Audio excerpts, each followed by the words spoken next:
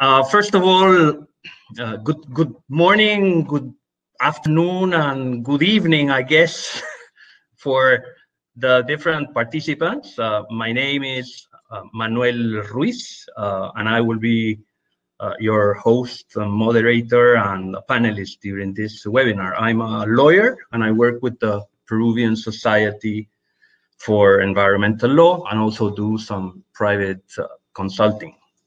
So, on behalf of the Voices for Biojustice team, which includes Rachel Weinberg, Sarah Laird, Gabriela Alvarez, JC Van Niekerk, Graham Dutfield, and some other people, I would like to welcome you all to this webinar on access and benefit sharing and scope. This webinar is part of a larger program, Voices for Biojustice, which is working towards making the use of biodiversity and traditional knowledge more equitable and sustainable, and seeking to support the development of policies which are more effective and more just. Voices for Biojustice brings especially the voices of local communities and local groups into policy making. It seeks also to develop some practical tools, policy resource tools, and looks at deepening the dialogue, the policy dialogue, to make it more reflective, thoughtful, and efficient and effective at the end of the day. So one of the policy tools which Voices for Biojustice is putting forward is a series of webinars in which we want to explore and discuss in some depth some key issues surrounding ABS. There will be 2 more webinars on traditional knowledge, customary law, and global and national approaches, and on challenges for inclusivity in legal frameworks, which will be held on March 19 and March 26, respectively. We have also developed a short policy brief on ABS and scope, which you should have received, or you can find available on the Voices for Biojustice website. You can find on your chat the actual link to the website where you can find the policy brief. So very rapidly, today's topic is the scope of ABS, which is narrow, very technical, but I'd say critical to effective development of ABS laws and policies. If we do not know what exactly we are regulating, then it becomes very difficult to develop effective and efficient frameworks. So the webinar is planned to go on for maybe an hour and 15 minutes. We will have 3 15-minute presentations which address a series of issues regarding scope in ABS, and then we will select a few questions from the participants, which can be sent through the chat which you have on the webinar site. If you can address your questions to a specific panelist, that can help us out. Given we do not have sufficient time to address every question we will receive, there will be an open discussion session which will go on for a week or so, which will be available on the Voices for Biojustice website. And there we will be able to maybe respond to some of the pending questions, and also open up the possibility of participants to send us some comments and reflections on this particular issue of ABS and scope. So to get directly into the substance of our webinar, I am happy and very fortunate to have two colleagues and friends with me in the panel, Mrs. Manfatso Marta Kalemba, who's the Malawi National ABS focal point for the Convention on Biological Diversity, and she's also the Principal Environmental Officer on Biodiversity at the Environmental Affairs Department of Malawi. And we also have Timothy Hodges with us. He's a professor of practice at McGill University's Institute for the Study of International Development. He is also principal at Timothy J. Hodges and Associates, which is an international consultancy firm which provides with advice and consultancy activities regarding biodiversity, indigenous peoples, and other related issues. So we do not have, as I said, too much time, so I will start directly with an initial 15-minute presentation, which will hopefully provide us with some sort of framework for the commentary and presentations by my two other colleague panelists. So basically, I would like to talk about the expanding scope of ABS. Next. First of all, maybe a simple question, but it's often overlooked, is what exactly are we talking about when we talk about scope? And there's maybe two types or forms of scope. One is the general scope or coverage, which is basically what is covered or included in a policy, in a law, in a regulation, in a strategy, and this may include the different procedures, requirements, rights, obligations, activities, and other aspects which become an integral part of that particular instrument. So it's basically everything that is included within the package of a particular instrument. Next.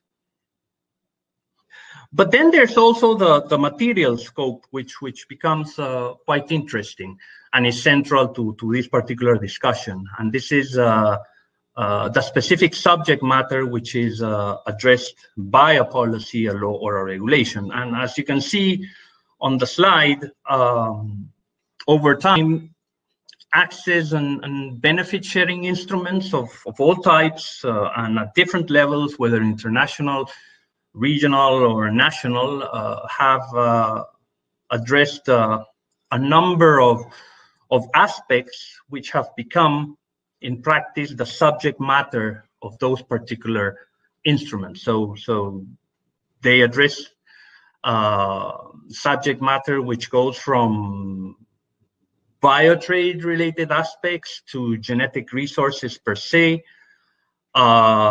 references to the genetic heritage, biological resources, biochemicals, etc., etc. So there's a wide range of subject matter which has been incorporated into different types of instruments. Next.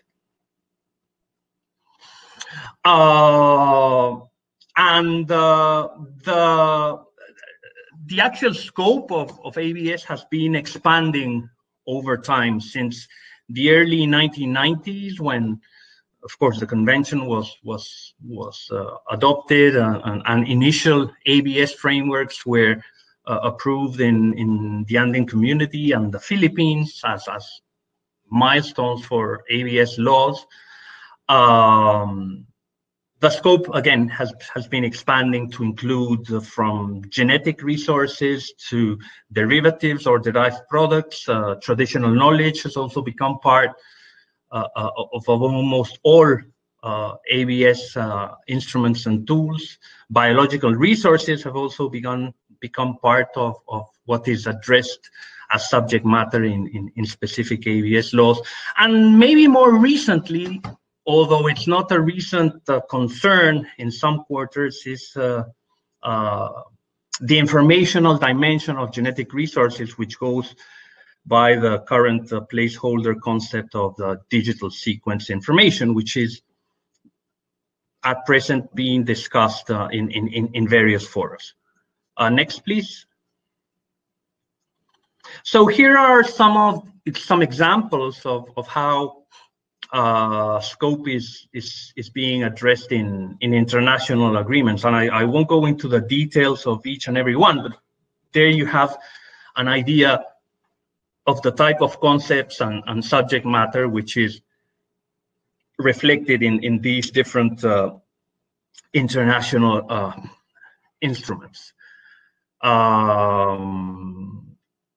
Almost all of the current and in the process of development frameworks and legal tools on genetic resources, or ABS in general, are addressing specifically aspects related to, for example, digital sequence information, which has become a key discussion point in current negotiations. Next, please. And then we have some examples, and there's many others, of how a scope is addressed in national ABS frameworks. And so you can see the different concepts which are used in different laws, from biological to genetic resources to biochemicals, derived products, derivatives, genetic heritage, etc., etc. Next, please. And so over time, what have been the results and impacts of ABS frameworks and instruments? And almost 3 decades have passed since the Convention on Biological Diversity was adopted, and I think we are at a good time to do an evaluation of what has been the impact of ABS. And there are some who have maybe more positive view of what has happened, and hail, for example, a series of case studies and the number of ABS laws and regulations, and the number of papers, books, meetings, workshops, diverse projects and programs which have been developed over time as a positive result of the ABS discussion, and the fact that awareness has been created over time about this particular issue, and that I guess is a positive way of looking at the results of ABS over time. However, there is maybe a more somber appreciation of the results of ABS, and what we actually have is very little or limited implementation of the ABS frameworks which are currently in place, especially at the national level. There are limited benefits which have been shared fairly and equitably, which is one of the objectives of the CBD. Particularly in terms of monetary benefits. Of course, the non-monetary benefits, sharing of information, capacity building, in some cases, transfer of technology, these are certainly benefits. But when we look at the monetary side, well, these benefits have been extremely limited in the best of cases, and here we have a situation where there's been millions invested in ABS in general, and what have been the returns, and that's, I think, an open and transparent question we should ask ourselves 30 years after ABS became part of an international and national agenda. And of course, there has been increased concerns and worries from scientific community and the private sector about the stifling effects which ABS has been having over time on research and research and development on genetic resources in general. So this is a very general initial overview of the impacts of ABS. Next, please. So after 30 years of ABS, I think it's valid to say that we are still trying to figure it out, right? We're still trying to find exactly what we are dealing with and how best to address this in terms of sound policies and sound frameworks. Next, please. So I would put forward the idea that we need to rethink ABS. And these are some of the questions I would suggest we put forward to policymakers and people who are engaged and involved in both designing, developing, and negotiating ABS frameworks at different levels. So first of all, again, what are we really talking about when we talk about access and benefit sharing? What is the value of genetic resources for biotechnologies? And what is the essence of ABS?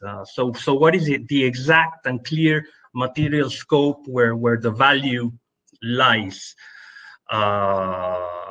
What needs to change? What mindset needs to be moved in some way to achieve certain changes in ABS frameworks?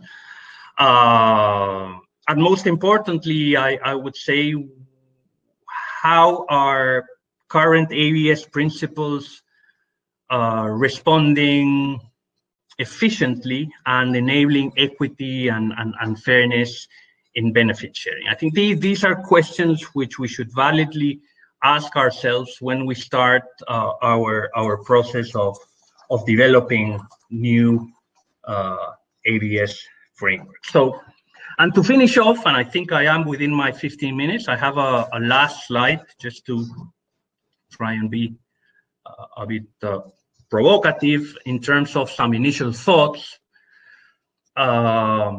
Certainly, the discussions on digital sequence information have opened the possibility for a broader reflection on ABS and its role, and this is certainly happening at this very moment in different fora. I think it is important to turn to the economics, and particularly the economics of information, to understand how better policy constructs may respond to the challenges of biotechnologies. If we accept the fact that the key value for biotechnologies has been and increasingly is in a context of a rapid technological change, the value lies in the informational dimension of genetic resources. It's not the material, it's not the tangible sample which is of value. Of course, it is valuable, but it's not the essential value which seeks to be captured by these different technologies, biotechnology, which encompasses the omics revolution and all derived technologies thereof.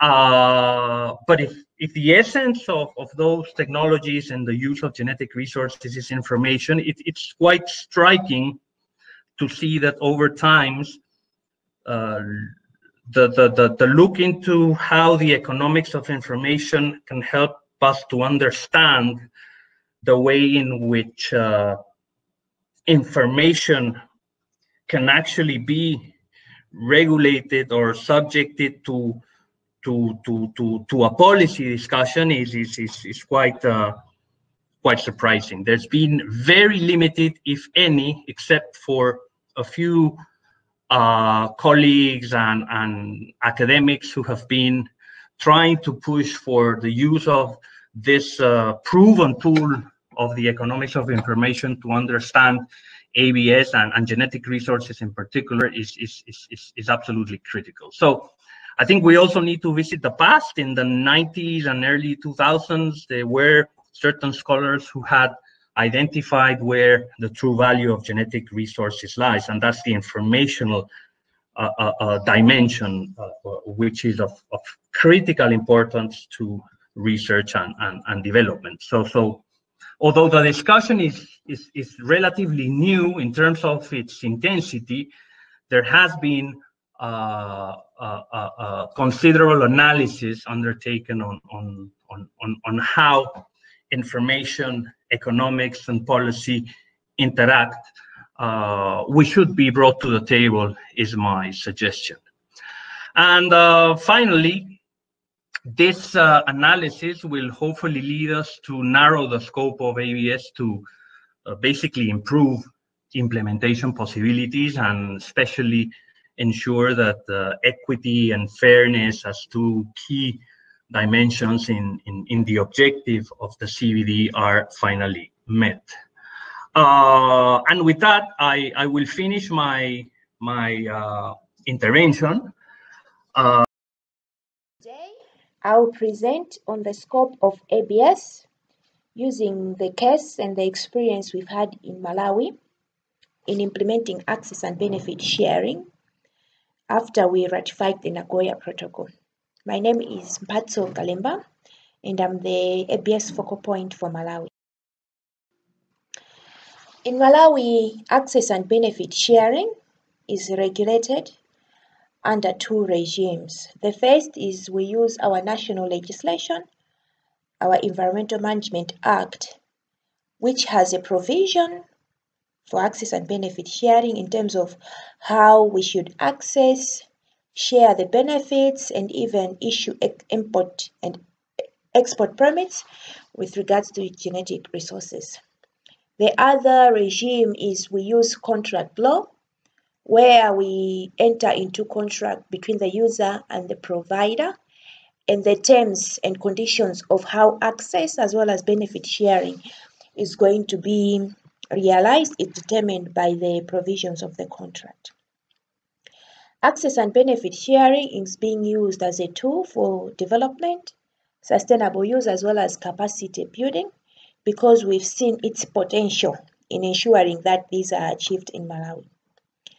In terms of scope, we look at both the material scope as well as what is being regulated in the country.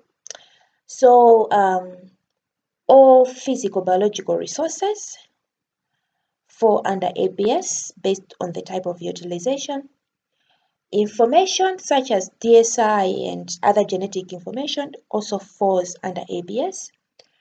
Traditional knowledge associated with biological resources also falls under ABS.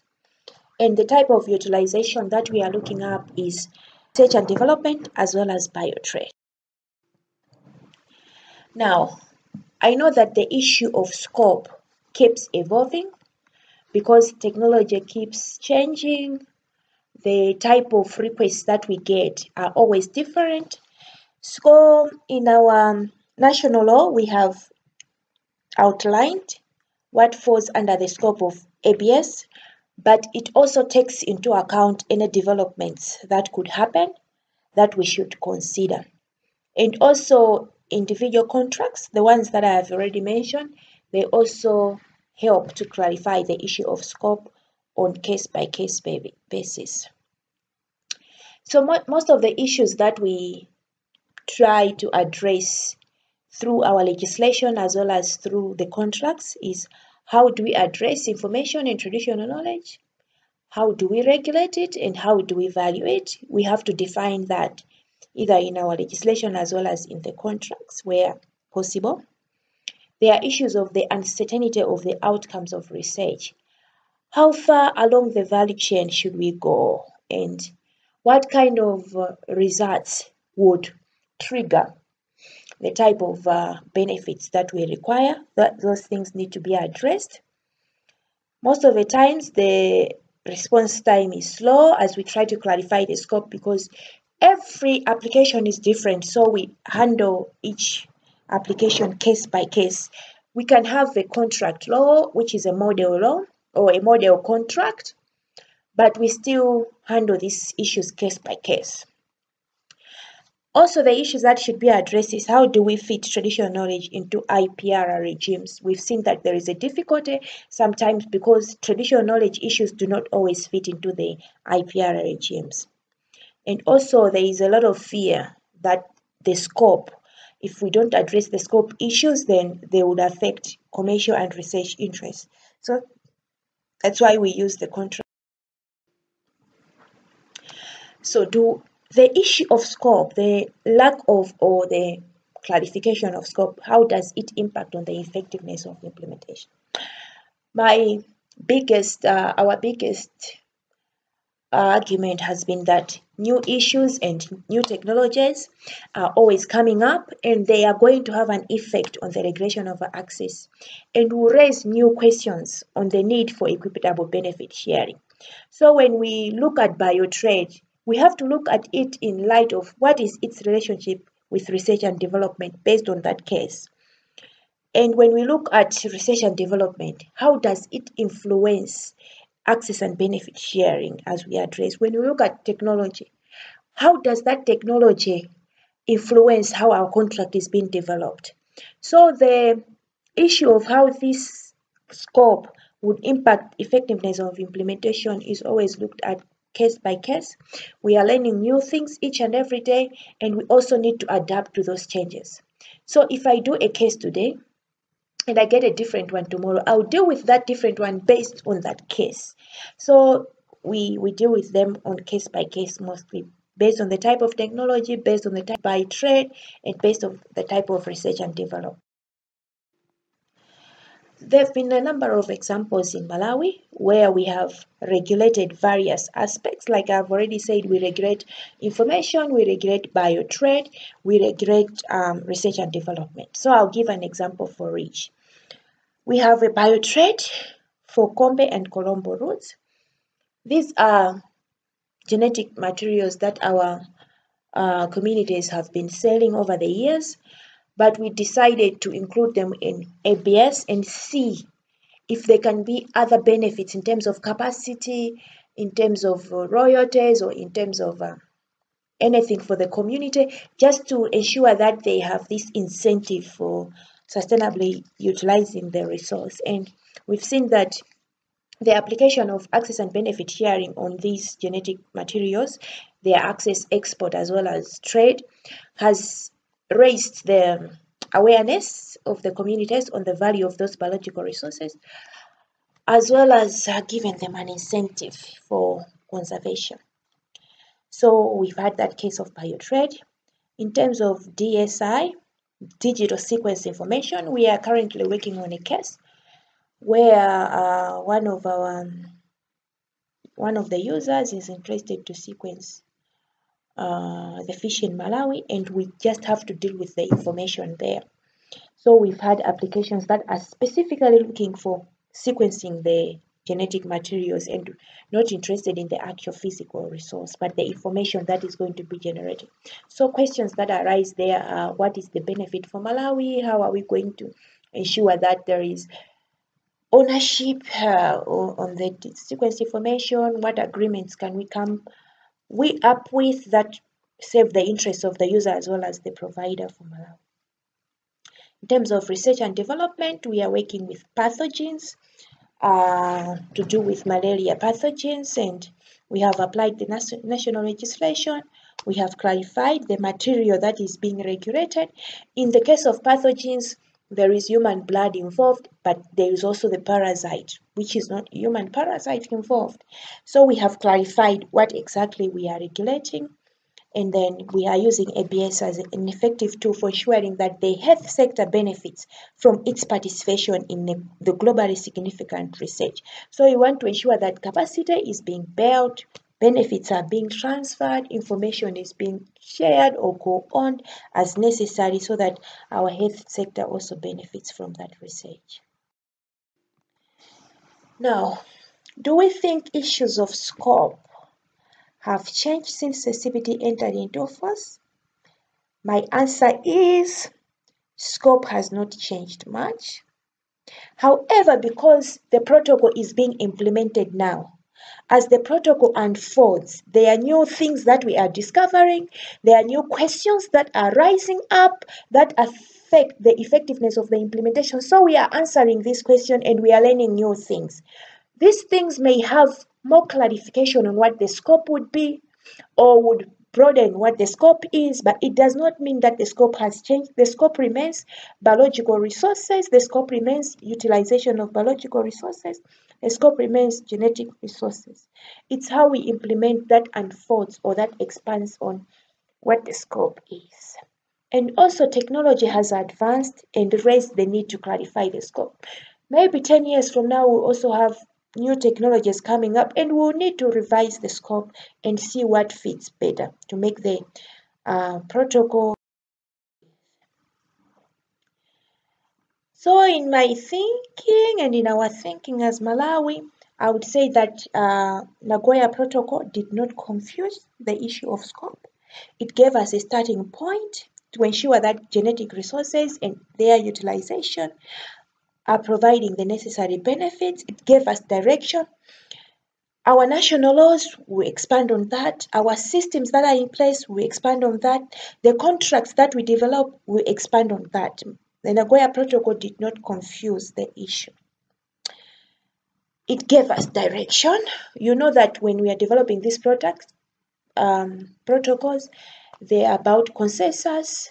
But when you go to the national level, that's when you can define what is regulatable, what is good for the communities that you are serving, what is good for your country.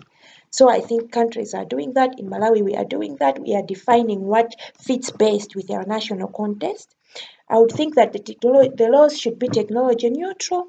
We don't have to renegotiate the international laws now and again. But if need be, we'll need to do that so that we are able to serve the interests that we had in mind when we started developing the protocols. So the protocol has not confused, it has given us a starting point to clarify the issue. In terms of capacity to implement ABS at national level, I would say that in Malawi currently the competent national authority is leading in the process. But we've seen that the departments that have had a lot of experience, for example, in our case, fisheries department, livestock department, and agriculture department, they are the ones that now we are developing more capacity because they are getting their capacity as they experience. So going forward, the more users engage with the providers, the more the capacity is going to be built, the more we are going to find workable situations. Because at the moment there is a lot of experimentation, but still we have to move forward. We have to try something. So that's what is happening at the end. In terms of addressing the scope and giving advice to other countries, I would say that there is an important thing is to understand the various value creation systems on a case-by-case basis, understand the possibilities of what that system can do for you, because you don't want to create a system that does not benefit you.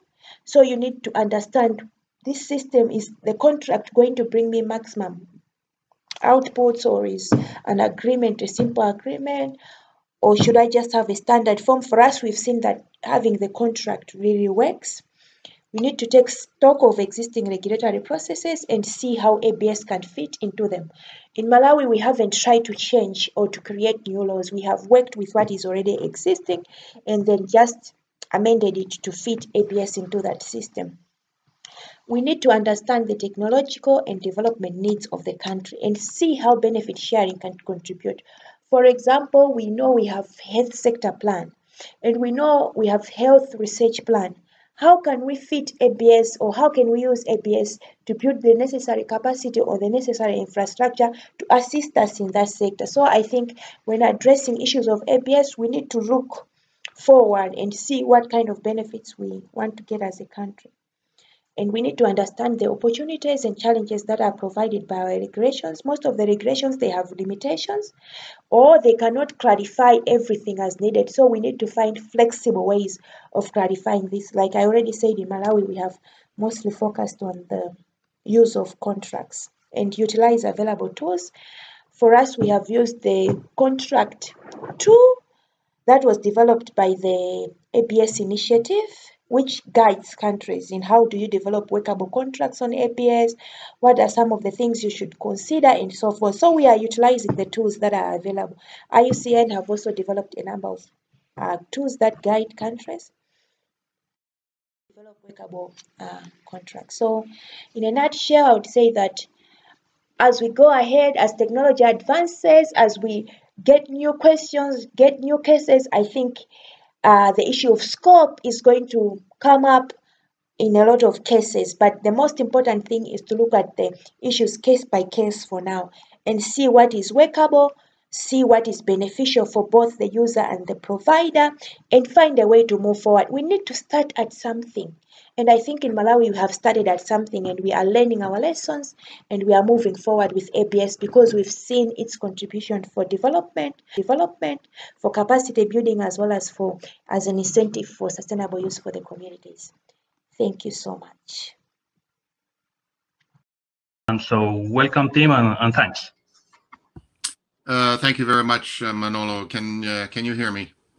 Perfectly. Wonderful, thanks.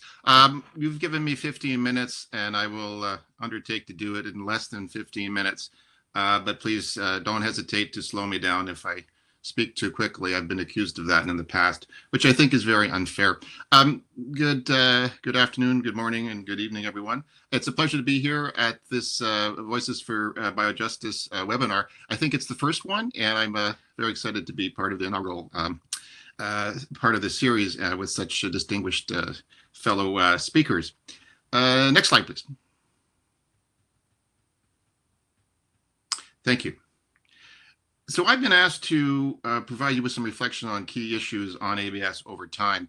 And this will not be a history lesson, I can assure you, but I do think it is important to touch base with what's actually occurred in order to understand how we might best go forward from here and on into the future. As you pointed out quite correctly, Manolo, we've been at this for over 3 decades, and I do believe I would concur with you that we haven't quite got there yet. My perspective is, on this is multiple perspectives. Let's move to the next slide, please. Thank you. In my current position as an academic, I also have a perspective as a former ABS policymaker, and also, of course, as the co-chair of the Nagoya Protocol negotiations. For those of you who know me, you'll know that I rarely, I always speak my mind, and sometimes diplomatically, but think today I will be just as honest and as I can be, with the hope of being helpful. Next slide, please. Let's begin with a couple of reminders. Everyone on the call will know what the 3 objectives of the convention are, and of course it's a framework convention under which we have a couple of protocols, including Nagoya. But again, to remind you, there's 3 objectives: conservation, sustainable use, and fair and equitable benefit sharing. And most people understand the CBD, I believe, just in its broadest context as being a deal, an agreement between the North and the South. Fundamentally, simply put, between conservation and benefit sharing. Yeah, that's the general understanding of it in the broadest terms. Next slide, please. And at the core, of course, is the ABS protocol. And it's more or less the implementation, I think, in many people's minds, again, both in the North and in the South, as the grand bargain of the CBD, of the protocol. And so ABS is at the epicenter of the convention. But just 2 points to make here, and not to relive history. And it's, I think, upon reflection, there were 2 assumptions, working assumptions, which most delegations, most people involved in both the CBD and in ABS specifically have had. And I'm not convinced, I'm convinced actually that they're false assumptions, and not deliberately so, but they prove to be mistaken assumptions. And the first, of course, is related to value, and where the value of biodiversity lay at the time. And of course, it was, the assumptions were based on historical understanding of where value was, and that was in a physical specimen, right? Of course, value was added by research and development, function of bioprospecting, and of course, commercialization. So it's a combination of of something physical plus knowledge that's gained by studying that physical specimen. So that's the train, that's the stages of development. But the assumption is something based on something physical. So if you lost control of access to something physical, then you've lost potential value. That's no longer the case, clearly. We all know that in the context of DSI and evolving technology. And the second assumption, working assumption, that I think is, again, in hindsight, which is 2020, of course, is that biodiversity together with the biotechnologies would lead to green gold. Yeah. So everyone was following the money, and this is the way to follow the money, based on some major real examples of where pharmaceutical companies, for example, made an awful lot of money for limited investments, at least in the context of acquiring specimens. So those are two working assumptions, two points in the foundation of the CBD and ABS, which I actually think don't really hold. And this is related to scope, and this is related to real problems today, but we'll get there shortly. Next slide, please. This slide and the next slide, please. Thank you. Really, the take home here is not to relive again what the deal was and where things were right or wrong in terms of perception, but I really wanted to focus in on national sovereignty. I mean, that's a fundamental component of the CBD. That's where it made a radical difference in terms of international law and behavior in norm setting, right? So it's simple. National sovereignty was embedded through the CBD over biodiversity and genetic resources. But that's coming back to bite us in the context of the protocol and its implementation, and in specifically, possibly in the context of biotrade versus bioprospecting. I'll return to that shortly. Next slide, please. Often overlooked, and it's ironic in my mind, but often overlooked today, and even amongst negotiators, the people who actually created what we're trying to implement now, was the sort of the ethical, the justice component of Nagoya Protocol and the CBD. And to me, that's unfortunate because, in fact, this really is fundamentally about a fair deal. And that's in the business sense, but it's also in the community sense, and it's also in the national interest sense, a fair deal, justice. And that's often reflected in a different kind of instrument than something like the Nagoya Protocol, which is based on the transactional, the bilateral. And it's based on national government, in many people's perspective, national government to national government relationship. And in part that, of course, is true because national governments are the parties to the protocol. But in fact, it has a way of sweeping out some of the major players in ABS, and that includes indigenous and local communities, of course, but also smaller communities and also stakeholders. So it led to some challenges in terms of implementation because it's not just false premises now that we're talking about, but it's also a different understanding of what Nagoya is or isn't. Next slide, please. All right, very briefly, I don't plan on going back to 2010 when the protocol was adopted, but just to remind you that it was part of a bigger package. It was part of a deal. And that has led to some observers, particularly academics who weren't there, and through no fault of their own, critiquing the protocol and its general language and not understanding that how it was negotiated and what it was and what it wasn't. So it's only part of a deal. And the broader picture, of course, is there for all to look at. Again, the assertion by many is that many articles in the protocol were actually not negotiated and not completed in terms of negotiation. That's true, but only really in one regard, and that is Article 10, the Global Benefit Sharing Mechanism. That the language actually indicates that it hasn't been negotiated, yeah, in the treaty itself. So I think the point here is explaining why we have some lack of clarity in scope, for example, but there are other articles, of course, that probably have insufficient clarity when it comes to implementation. Explaining it by the fact that it wasn't, by the assertion that it wasn't negotiated is not the case.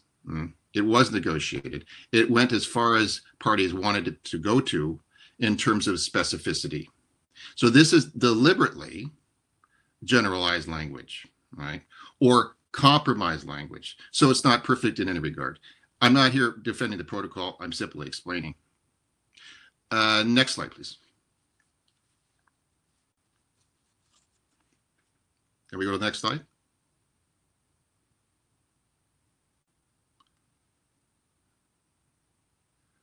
We don't seem to be, there we are. Thank you. There we go. There we go. Thank you. You know, in preparing for this short set of comments, and of course, I'm quite familiar with it nevertheless, but actually looking at the documentation over the years since adoption, so the interim period, then entry into force, and of course, several COP MOPs on Nagoya Protocol, you see some recurring themes. Not surprisingly so, but if you look at consistency over time, so about a decade, you can see popping up, I mean, obviously, elements of implementation, some very core things in terms of implementing a new treaty are there. But you see over time, consistently, things related to compliance, the benefit sharing mechanism, proposed global mechanism, and more recently, you see DSI.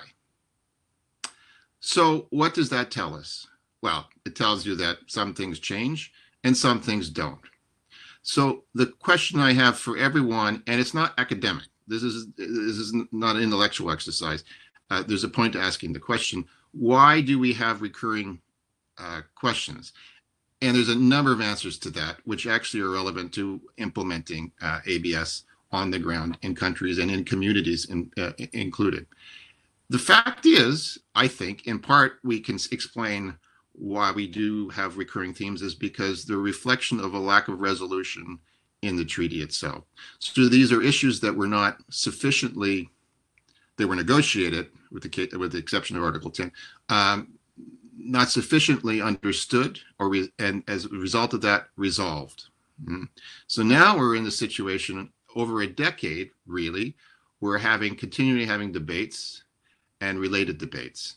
And that is extremely distracting in terms of implementing for the implementers, for the authorities, and for the stakeholders. Next slide, please. How are we doing for time? Okay, do 5 minutes. There are a lot of barriers to implementation, but we've also seen through the previous speaker, for example, there are barriers, but there are ways through. Yeah. I think one important component, with all due respect, one important barrier to implementation has actually been, again, not deliberate, because I think some of the best minds in the world are working on ABS implementation at the global level, at the regional level, at the national level, and the subnational level. There's some very bright, committed people that have been working on it and making significant progress. Possibly not significant enough for some, and they're certainly not there in many cases, but significant progress. However, I have observed that, in my humble opinion, that we've got law coming before policy. And I call that the tail wagging the dog. And through no one's fault. But the key to, in my mind, first of all, the protocol is law, yes, but it's reflective of global policy, right? So the basis for the law is the policy. And the case of, in a number of jurisdictions, both North and South, we've seen the law being immediate efforts and considerable amount of effort being made to create law. Of course, we need law in many cases, and that's a good thing, right? For consistency, etc., and for implementation. But we don't have policy clarity, and that's led to some scope creep, as I call it, because of course you have general language, or maybe it's not clear enough, that provides flexibility, but it also provides for a lack of clarity. Next slide, please. Well, we don't need to go through the scope article again, but I'd simply say that the problem that we now see in the case of the language that was used for scope in Nagoya, and we know why it's there, But the problem that's we created is the first sentence talks about Article 15, and that was the obvious way to go for the negotiators. Just choose the ABS article from the protocol, or cite it, I should say. But then in the next sentence in the scope article, and this is of course in the context of associated traditional knowledge, references the convention.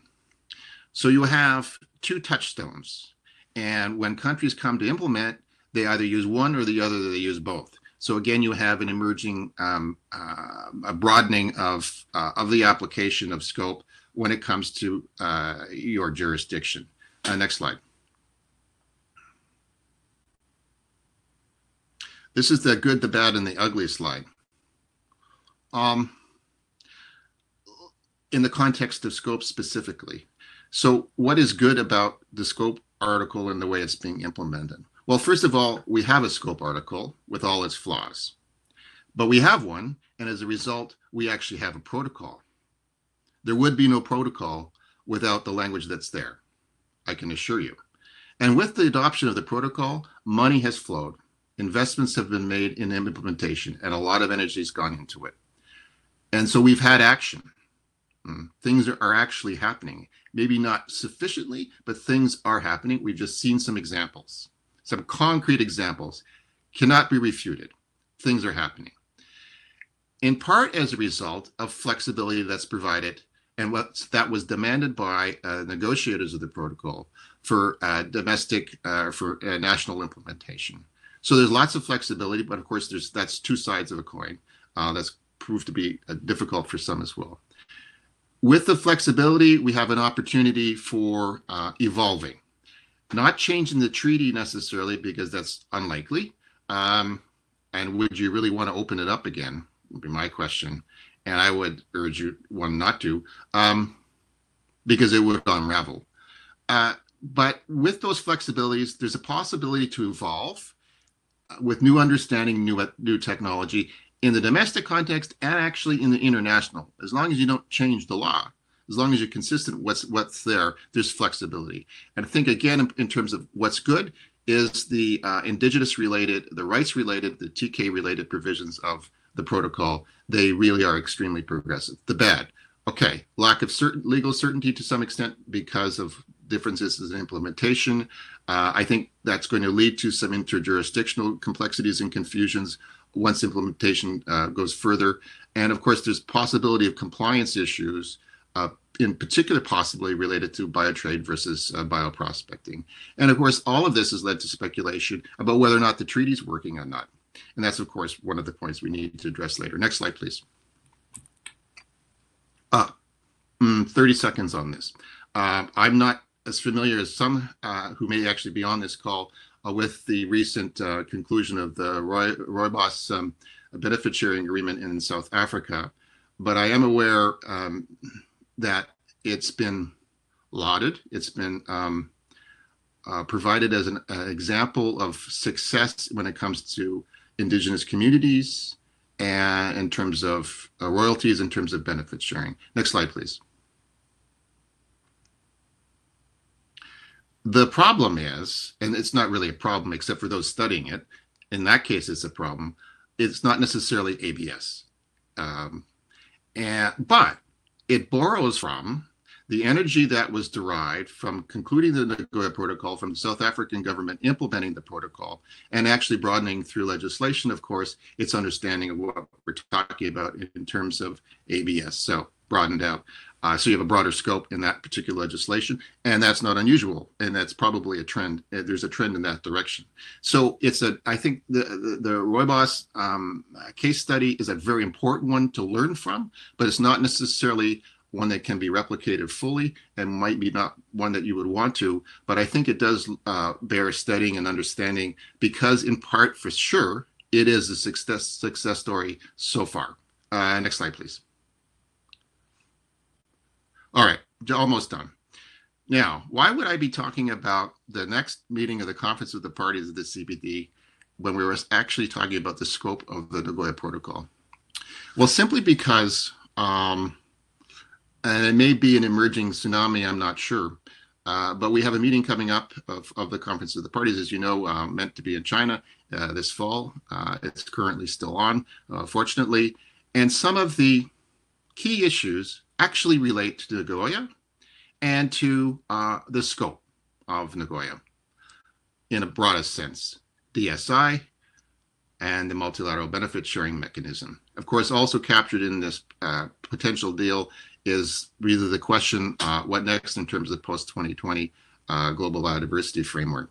And it's either it's a perfect storm or it's a tsunami, as I mentioned, but it actually relates to ABS and to scope. Next slide and final slide. No, next one, please. Right. A couple of suggestions for everyone to contemplate based on some of my observations. I think ABS is as complicated as you want to make it, and that's certainly the case of the treaty and also in terms of implementation. I actually think ABS is about the art of the possible, what you can do. It's not about perfection. It's not about comprehensiveness. That's a fool's errand, and it's laudable. Maybe we all want to do it, but you'll not actually have success. I mean, we can see cases of success, and there's the ones that are that relate to something focused and clear. And again, we've heard already today that clarity can be provided at the domestic level, at the national level, even though the treaty isn't that clear. That's the point of flexibility. And that's the responsibility of authorities, and we've seen that being implemented, fortunately, of either you choose lack of clarity at the domestic level and get nowhere, or you become clearer at the domestic level based on some policy objectives. And again, I think we've already seen today some great examples of just that. Finally, as I said, that clarity is important. So when you do get to the lawmaking and the regulatory establishment process and stage, you want to be clear on not only what you want, but on what your fellow Nagoya Protocol parties will and will not do for you. Because again, it's transactional, it's bilateral at this point, and it's really up to two parties to get it right when it comes to compliance. Thanks very much.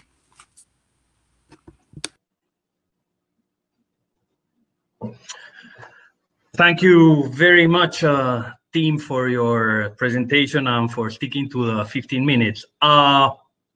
We are almost out of time for the webinar, but we do have 2 or 3 questions which we have selected from the participants and that are directed to Manfazzo, Tim, and myself. And I just want to read them out so that you can take note of the questions, and then we can try and briefly answer them. So there's a question from Melchor Kuo for Manfazzo.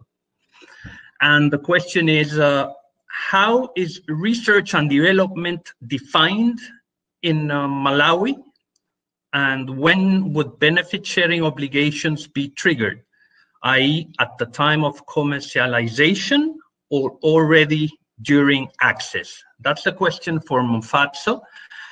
And there's a couple of questions for Tim. One is from Rachel Weinberg, I think. What do you see as a fair solution to the issue of DSI and benefit sharing, considering the importance of fast and easy open access to DSI for researchers across the world? That's for you, Tim. And I will take a question from Adolf Joubert, which is also related to a comment you made, Tim, and I will come back to that during my response. Should we not move from the legal, mostly bureaucratically driven framework to trade development driven by free enterprise and economic incentives? Then trade development leads to sharing of financial benefits. Laws cannot do that. So those are the 3 questions, and I will give the floor to Manfazzo to respond in maybe 2 or 3 minutes maximum, if that's possible. So you have the floor, Manfazzo.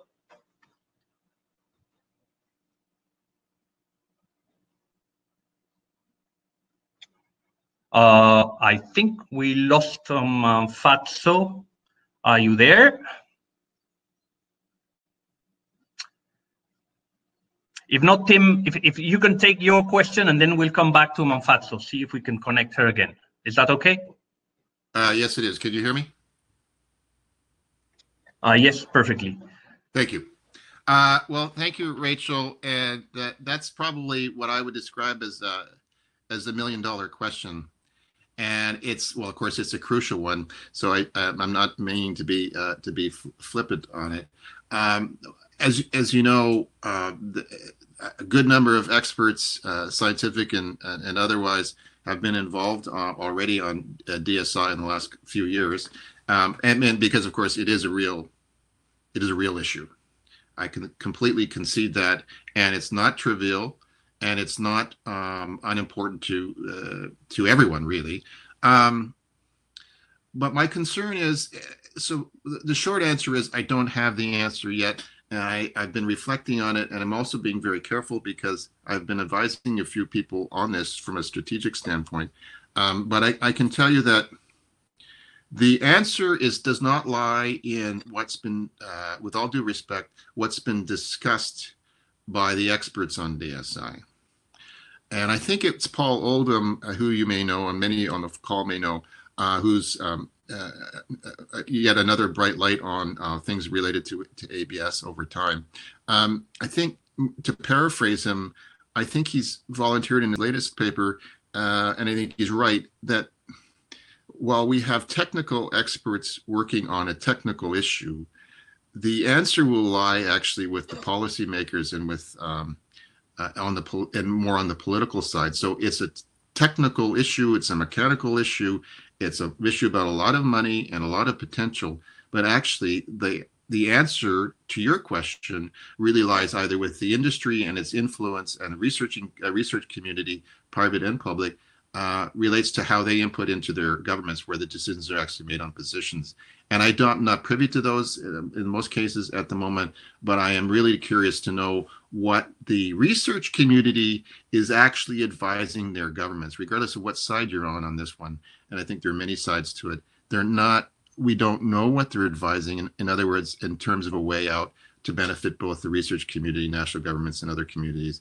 It's not clear to me at all yet, but it's clear to me that a lot of discussion needs to take place on a policy level. And that actually hasn't occurred, I think, in most countries. And it hasn't occurred within some of the research community, and it hasn't occurred at the international level. I've witnessed many discussions on DSI, and I've seen the reports, but I actually haven't seen real policy making options out there yet. Thanks a lot, Tim. The question was addressed to you by Melchor Kuo. Apologies for that. And unfortunately, I think Manfazzo has some technical difficulties and has left the webinar. So I will take another question here and direct it to you, Tim. Again, this is a question by Todd Kuiken. And it reads, could you describe a bit more about how genetic heritage is defined under ABS? I'm particularly interested in how this is interpreted if we were to alter a species or ecosystem in order to protect, save it using gene editing technologies. Well, frankly, I don't think I'm qualified to answer that question. I'm certainly familiar with the introduction of the phrase, and I think the phrase genetic heritage actually is probably more closely related to the idea of patrimony, actually. And Manolo, you probably want to come in on this because I really don't have the answer, but I think it's probably one of the most broadest conceptions of scope that there is actually around. So I think you can't get broader than that. Am I right, Manolo? Yes, you are totally right. And in fact, just to follow up on that, there's maybe a couple of countries who have implemented legislation which basically addresses scope in terms of the genetic heritage or patrimony. Brazil comes to mind with their new ABS legislation, Costa Rica at the time, and maybe a couple of others. But indeed, it then casts a very wide sort of web over basically all living things, which would be covered by ABS legislation, whether it's for basic research or taxonomical purposes, or more sophisticated and advanced research and development. So yeah, it's a broad net which is cast with this particular concept. I don't know if we have Fatso online again, but I want to just go back to a question which was directed. Okay, Manfatso. So I will repeat the question which was directed to you. Please speak close to the mic because we seem to lose you. When you speak close to the mic, then we have no problem. And the question was from Melchor Kuo. How is research and development defined in Malawi, and when would benefit sharing obligations be triggered?